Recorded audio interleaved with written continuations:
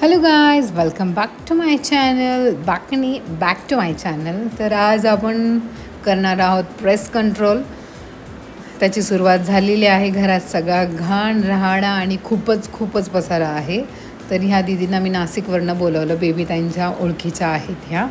तर खूपच झुरळ झाले त्या अतिप्रमाणामध्ये. आणि आज त्या दिवशी काय झालं ना, AC वाले दादा, कॅमेरेवाले दादा आणि प्रेस कंट्रोलवाल्या दीदी सगळ्याही तिघही एकत्र आले. म्हणजे एवढी घाई गडबड होती ना, काही विचारायलाच नको. आणि घरामध्ये हा पसारा बघा, पोरांनी केवढा पसारा केलेला आहे तो, प्लस ह्या सगळ्या गोष्टी. अरे बापरे, अवघड होतं ह्या सगळं. कारण AC वाल्यांच्या मागे पडायचं आणि ज्या दिदी त्यांच्या मागे पडायचं. प्लस ही गरमी नको करून ठेवलेलं आहे.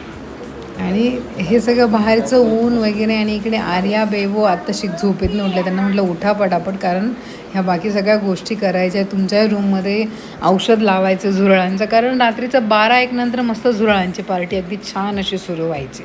खूपच जबरदस्त. ह्या बोळीमध्ये तर ही जो आमचा आहे टनेल, त्या टनेलमध्ये तर खूपच. आणि इकडे साऊ महाराज पण झोपेतनं उठलेले आहे. आणि एक रूम, वरचं खालचं, खालून पासून तर वरतीपर्यंत आज झुरळांचा मी ठरवलेला नायनाट करायचा म्हणजे करायचंच. कारण मला हा झुरळ प्रकार अजिबात आवडत नाही. अजिबातच नाही. अक्षरशः बेबीताईंच्या मागे मी महिनाभरापासून लागले, तुम्ही काहीही करा आणि माझं या झुरळांपासून सुटका करा म्हणून. तर मग ह्या दीदी आल्या, त्यांनी अगदी छान असं सुंदर सगळीकडे त्यांचं काय औषध वगैरे असतं ते स्प्रेड केलं. हे आता वरती आपले जे भाड्याचे रूम आहेत, म्हणजे 1 BHK आहे वरती, तर तिथेही ते गेलेत आता बाकीचे सोडून. तर मग तिथे हे सगळं याचं काम चाललं आहे मस्त. तिथे सगळं करून घ्यावं म्हटलं, आता रिकामं घर आहे तर. कारण वरचे झुरळ सगळे खाली शिफ्ट झाले माझ्याकडे, कारण वरती काही खायला त्यांना मिळतच नाही आहे असं. पण ह्या प्रेस कंट्रोलनंतर मी खालच्या किचनमध्ये बघितलं ना, अगोदर खालच्या किचनमध्ये ह्या सगळ्या गोष्टी झाल्या. अर्ध्या तासाने बऱ्यापैकी झुरळं बाहेर निघून मरत होती.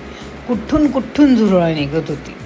म्हणजे त्या दिदीने सांगितलं कुठे झुरळं जास्त आहे, कुठे कशामुळे होतात, का होतात असं.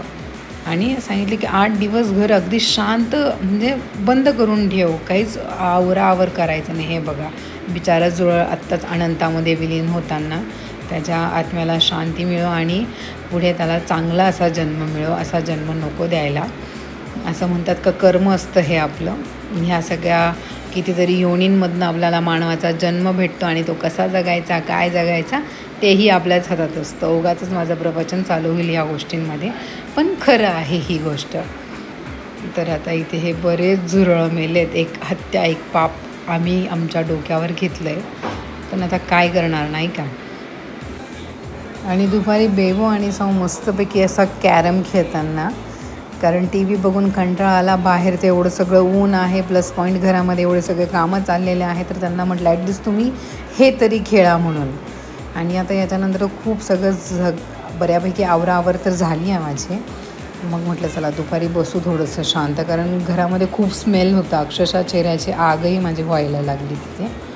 मग असा होता माझा हा आजचा दिवस. कोणाला प्रेस कंट्रोल वगैरे करायचं असेल तर मला कमेंट्समध्ये नक्की सांगा, मी तुम्हाला त्यांचा नंबरही फॉरवर्ड करेल. तर मग चला भेटूया अशाच एका नवीन अशा छानशा ब्लॉगमध्ये. तोपर्यंत माझ्या चॅनलला लाईक करा, शेअर करा आणि सबस्क्राईब करायला तर अजिबातच विसरू नका.